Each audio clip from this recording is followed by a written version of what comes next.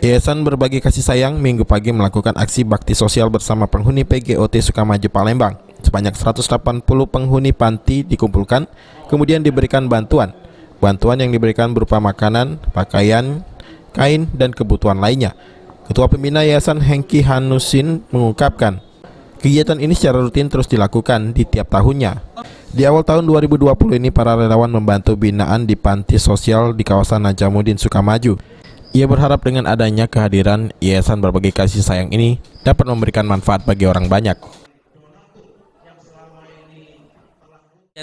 Kegiatan kita tuh adalah membagi-bagi baju bekas kan. Nah, sama bagi-bagi kebutuhan mereka yang kurang gitu. Nah, kita bagi-bagikan kan, terus menghibur mereka. Karena saya melihat mereka ini kurang hiburan gitu kan. Mungkin dengan adanya kedatangan kita, sehingga mereka dapat komunikasi dengan orang lain dan terhibur gitu, sehingga dapat bahagia gitu. Dalam bentuk apa nih Pak bantuan yang kita berikan Pak? Macam-macam, ada makanan juga ada, baju, sarung juga ada Indomie juga, minuman, nasi juga kita siapin, roti, dan hiburannya juga gitu. Ini merupakan kegiatan rutin atau gimana Pak? Kita kegiatan rutin tiap tahun, pasti kita ada kunjungin berbagai macam panti sosial gitu. Ya. Kedepan, ia telah merencanakan secara fisik agar yayasan ini dapat berkembang secara nasional bahkan internasional. Hal ini direncanakan karena di luar masih banyak yang harus dibantu dengan uluran kasih sayang. Rencana ingin secara nasional dan internasional gitu. Kita mengharapkan ke depan, visi kita ke depan lebih besar gitu.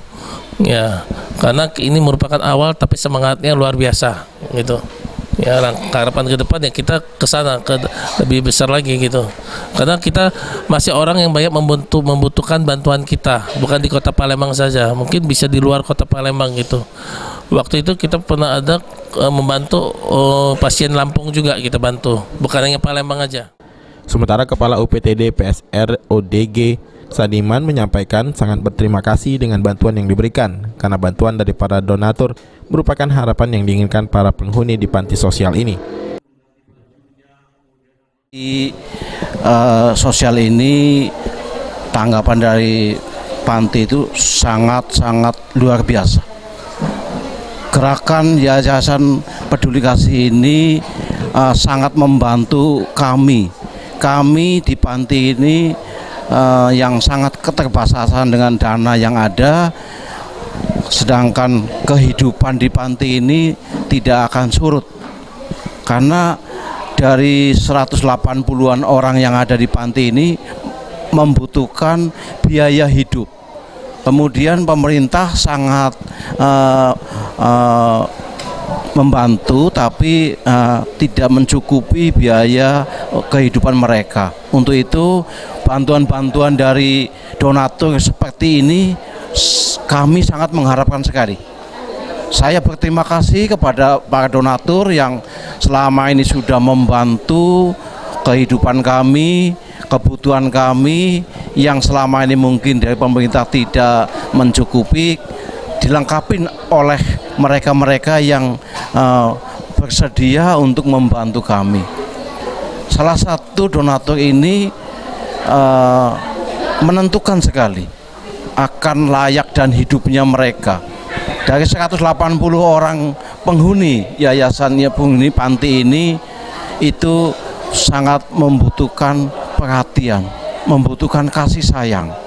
Mereka juga manusia, walaupun karena keterbatasan dengan gangguan jiwa yang dialami, mereka juga manusia.